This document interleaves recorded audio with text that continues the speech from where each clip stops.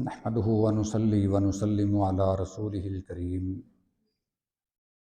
اما بعد۔ آج ہم استغفار کی دعاؤں کا باب شروع کر رہے ہیں۔ پیچھے ہم نے کئی مواقع کی دعاؤں کا تذکرہ پڑھا ہے۔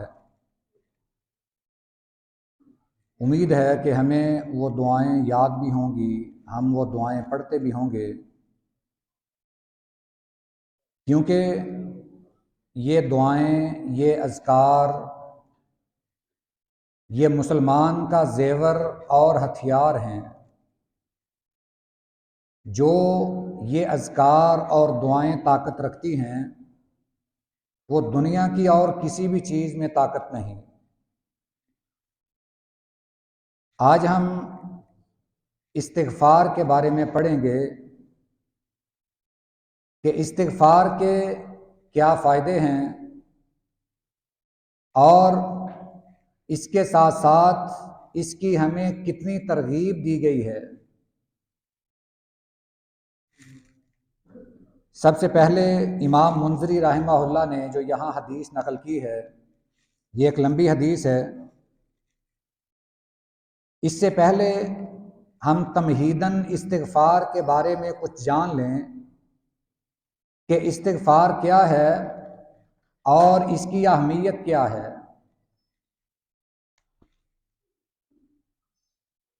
قرآن کریم میں اللہ تعالیٰ نے نبی کریم صلی اللہ علیہ وسلم کو یہ حکم فرمایا، فَسَبِّحْ بِحَمْدِ رَبِّكَ وَاسْتَغْفِرْ۔ سورہ نصر میں اللہ تعالیٰ فرماتے ہیں کہ اے میرے محبوب، آپ اپنے رب کی تسبیح بیان کیجئے اور اپنے رب سے استغفار کیجئے، اپنے گناہوں کی معافی مانگیے۔ اب نبی کریم صلی اللہ علیہ وسلم کا تو کوئی گناہ نہیں تھا، آپ نے زندگی بھر کوئی گناہ نہیں کیا، آپ معصوم عن الخطا تھے۔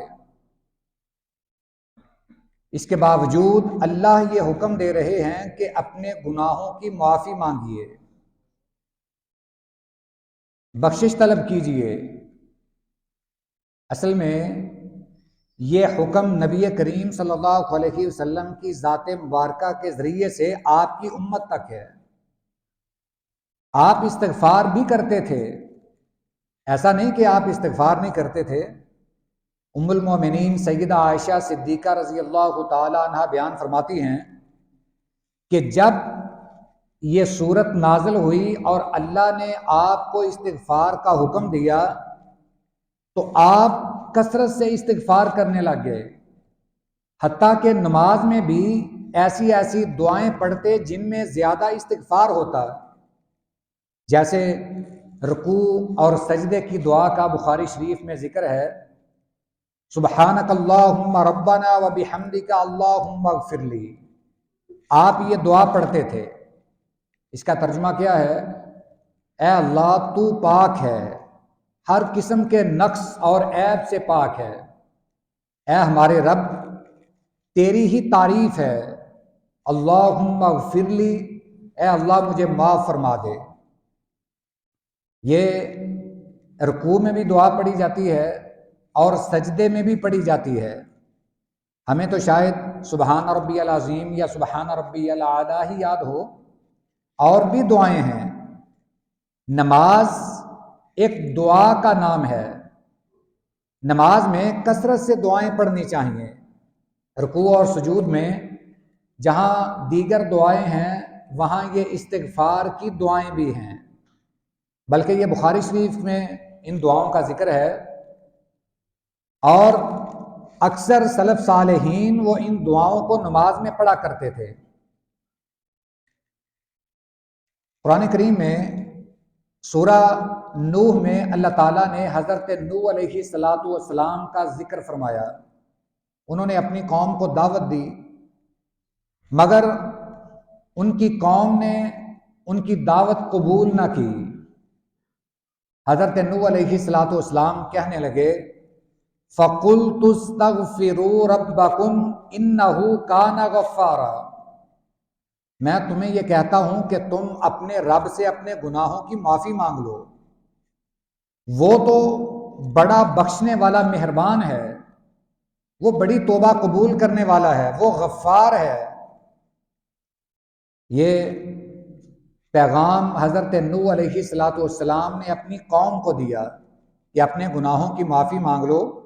انہ کان غفارا یرسل السماء علیکم مدرارا، جب تم اپنے گناہوں کی معافی مانگ لو گے تو پھر اللہ تم پر راضی ہو جائے گا، آسمان سے تم پر موسلا دھار بارش برسائے گا۔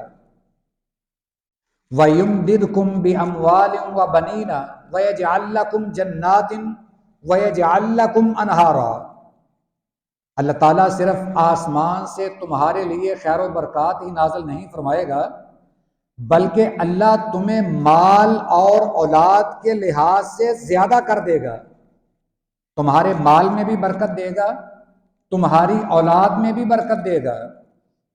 اس کے ساتھ ساتھ اللہ تعالیٰ تمہارے لیے ایسے نعمتوں والے باغات مہیا کرے گا کہ جن کا ایک انسان تصور بھی نہیں کر سکتا،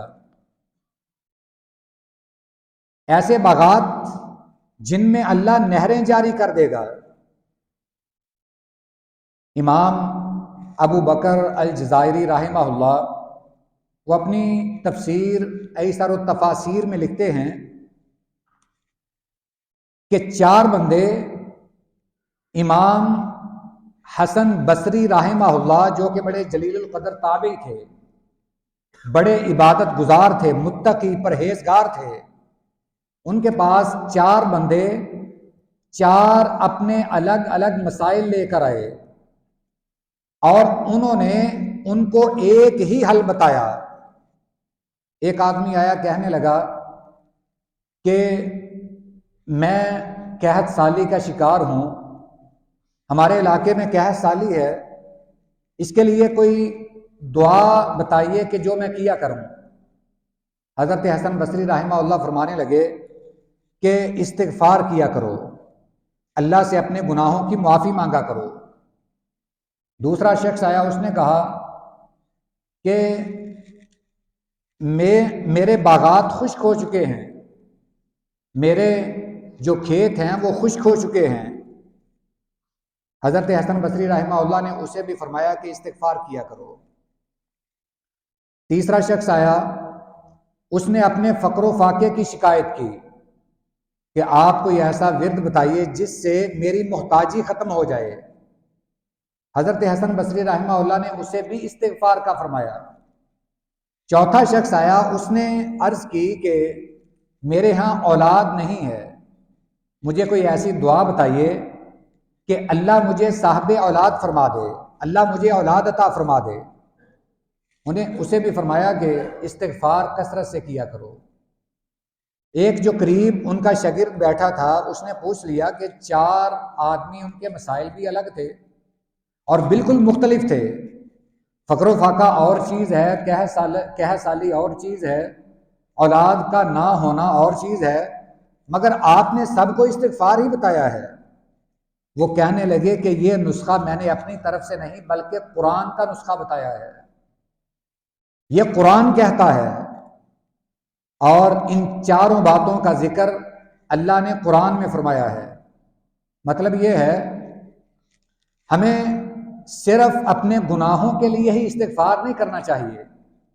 آدمی اگر غلطی کرے، اپنے گناہ کی معافی مانگ لے، اب یہ سمجھے کہ مجھے استغفار کی ضرورت نہیں ہے، میں نے تو اپنا گناہ بخشوا لیا ہے، اب استغفار کی کیا ضرورت ہے؟ نہیں، آپ استغفار کریں گے، اللہ آپ کی زندگی میں خوشحالیاں پیدا کر دے گا۔ آپ استغفار کریں گے، اللہ اگر آپ بے اولاد ہیں تو اولاد عطا فرما دے گا، اگر اولاد دی ہے اولاد کو نیک بنا دے گا، آپ کے گھر میں خوشحالی پیدا کر دے گا، فقر و فاقہ دور کر دے گا۔ استغفار کے بڑے فوائد ہیں۔ تو عرض کرنے کا مقصد یہ ہے کہ اس باب میں ہم جتنی بھی احادیث پڑھیں گے ان کا مقصد یہ ہے کہ ہم روزانہ کی بنیاد پر استغفار کریں۔ نبی کریم صلی اللہ علیہ وسلم جو کہ معصوم عن الخطا تھے، وہ ایک دن میں 100 مرتبہ استغفار کرتے تھے۔ آپ ایک دن میں اللہ سے 100 مرتبہ اپنے گناہوں کی معافی طلب کرتے۔ اگر آپ کی یہ کیفیت ہے تو اندازہ کریں کہ ہماری کیفیت کیسی ہونی چاہیے۔ ہم تو ہر لمحہ استغفار کریں، اپنے گناہوں کی معافی مانگتے ہی رہیں۔ پتہ نہیں ہمارے گناہ کتنے ہیں، ہم استغفار کرتے رہیں اور یہ امید بھی رکھیں کہ اللہ ہمارے گناہ معاف فرما دے گا۔ اللہ استغفار کے ذریعے سے ہماری دنیا بھی بہتر بنا دے گا، آخرت بھی بہتر بنا دے گا، تو انشاءاللہ اللہ یہ ہمارا مقصد پورا فرمائے گا۔ اللہ اس پر عمل کی توفیق عطا فرمائے۔ وآخر دعوانا ان الحمد للہ رب العالمین۔